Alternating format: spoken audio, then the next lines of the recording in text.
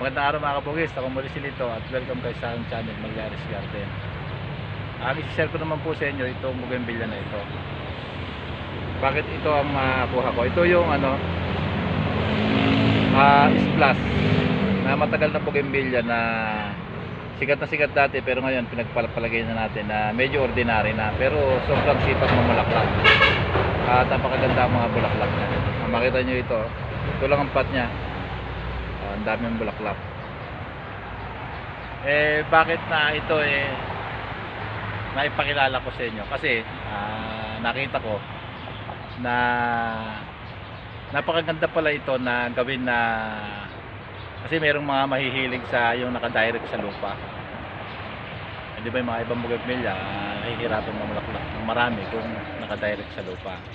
Nakikita ko yung mga iba na mga bahay, may mga trellis sila, nagpapakyat sila ng mga bougainvillea. O kaya ito lang i-share ko sa inyo. Ito pala yung maganda doon na gamitin. Yung may iba ng mga may resort, gumagawa sila ng trellis. So yung may mga farm, magtatanim sila ng direct sa lupa. Ito pala ang pinakamaganda. Bakit nasabi ko na ito ang pinakamaganda? Yan ang i-share ko sa inyo at papakita ko sa inyo. Ito siya, makita nyo. Napakaraming bulaklak, pero pupunta pa tayo sa likod doon at ipapakita ko ng gusto sa inyo. Dito muna tayo sa puno niya, pupunta. Napakabilis pa niyang lumaki. Tingnan mo, alam mo ito, 3 years ko pala nailagay dito. Ito ganito nakalaki ang puno niya. Ito yung binti ko, malaki pa sa binti ko, tsaka mas malaki dito sa puno niya. Ayan, may damo pa. Ito dinirect ko sa lupa. Kaya napakaganda ng bulaklak. Tanaw na tanaw doon sa, kahit ando kami sa may bahay namin, sa may highway. Tanaw na tanaw ito, mataas. Papakita ko sa inyo mamaya sa gabi doon. Ganito nakalaki ang puno niya sa 3 years. Kaya napakalakas ng naging laki niya. Kaya napakaganda na pang tanim sa mga farm o kaya yung mga pang trellis na sinasabi ko. Ito pala yung napakaganda. Kaya ako na-share sa inyo. Dati, ito yung unang sanga niya, itong sanga na to. Binaluktot ko siya dito, tinali ko siya dito. Ay dito, nakatali siya dito. Ayan yung unang sanga niya. Ginawa kong parang arkos. Ayun, napakaraming mamulaklak. Pero nung magsanga uli siya dito, lumaki siya ng lumaki. Kasi mayroon akong net dati dito. Ngayon wala na kasi may nabol na kahoy na malaki dyan na daganan. Gumawa na ako doon sa gawi doon ng net. Papakita ko sa inyo lahat. Ayun ang sanga niya. Di ba napakalakas lumaki? Napakaganda yan sa pang trellis o pang farm, di ba? Ang tibay Binabala ko nga ito na hukayin at ilagay ko na sa pot. Nanghihinayang naman ako kasi napakarami bulaklak. Napakaraming bulaklak. Baba lang yan napakarami pa nalalaglag yan. Papakita ko sa inyo dito sa gawi dito. Lang yung isang side niya. Alam niyo parang cherry blossoms ng ng Japan.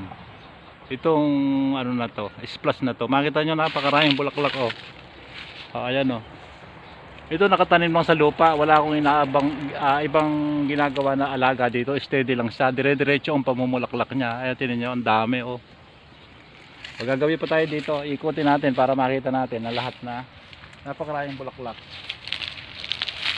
Ayan sumasahid na sa lupa tingnan nyo ang dami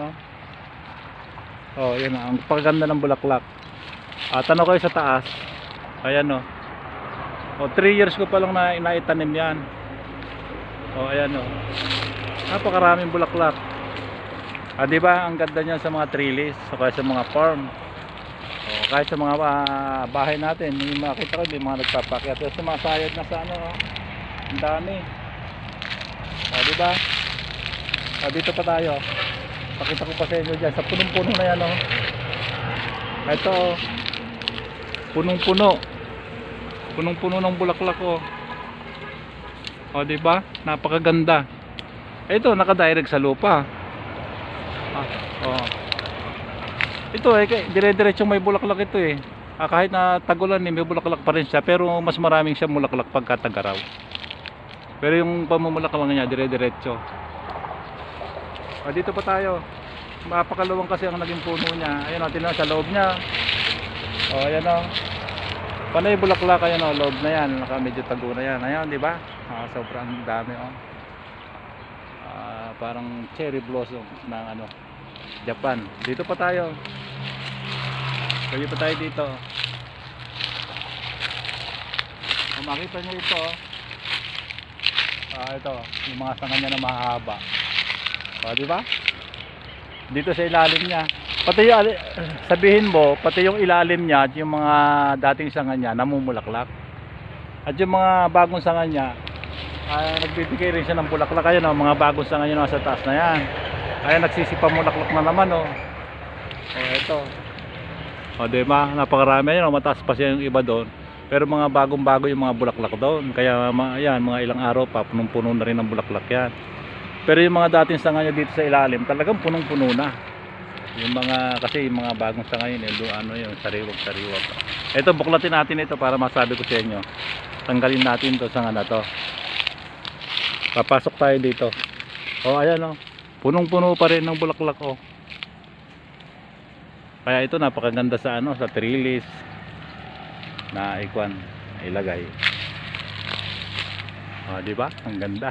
Iikot pa tayo mamaya, kakabila pa ako dun sa kabila doon kasi isang side pa lang ito. Doon tayo sa kabila doon.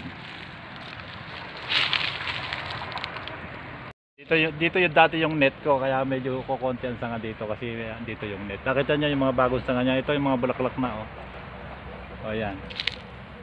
Ayan, may mga mahabang sanga sa taas. Ito, dito, daming bulaklak, oh. Kasi medyo malinis dito, lumalabas yung ano, yung katawan niya ito, dito. Kasi ito yung poste ng net ko. Tinali ko sa dati dito sa poste ng net. Maliit lang siya kasi dati, kala ko dilalaki ng ganito. Tinali ko diyan para hindi siya nabubuwal. Nung nagkaganyan naman kaganda, sakto, nabol naman yung net, kaya natira yun. Hindi pa rin naalis yung poste na yun. Ayan, o, tingnan nyo yung bulaklak ko. Kaya dito medyo kukunti ang sanga dito sa gawin na to. Pero dun sa gawin doon, yung mga dating sanga niya, nako. Pero marami pa rin bulaklak. Nakita nyo yung mga bagong sanga na yun, no? Nagsisisibol yung mga bulaklak, oh. Ang dami. Yung mga habang sanga niya. Dito na lang ang video ko. Nakita ko, napakagaling talagang ano, mamulaklak itong splash na to. Sulit na sulit. Na-share ko nga, sabi ko, pwedeng pang trellis, pwedeng pang farm. Yung mga resort na yan sa bahay natin, okay na okay lang din. Kung gusto natin na pagkapangin, pwede yung mga bakod natin, di ba? May mga bakal-bakal yan, pwede rin natin pagkapangin doon, yung mga tinik-tinik. Talagang sulit na sulit. Tingnan nyo naman, ang dami ng bulaklak, oh. Napakaganda, tsaka hindi humihinto. Sabi ko nga, pagka tagulan, tuloy-tuloy pa rin ang pamumulaklak niya. Kaya lang pagka mas marami kapag tag-araw na ganito. Diba? Sulit na sulit. Ang laki. Agad dito na lang ang video ko. Ito yung cherry blossoms ng Maliaris Garden. Makita nyo naman, talagang napakaganda. Para tayo nasa Japan. Nandito na lang at maraming salamat sa patuloy na panonood nyo ng mga video ko. Bye bye.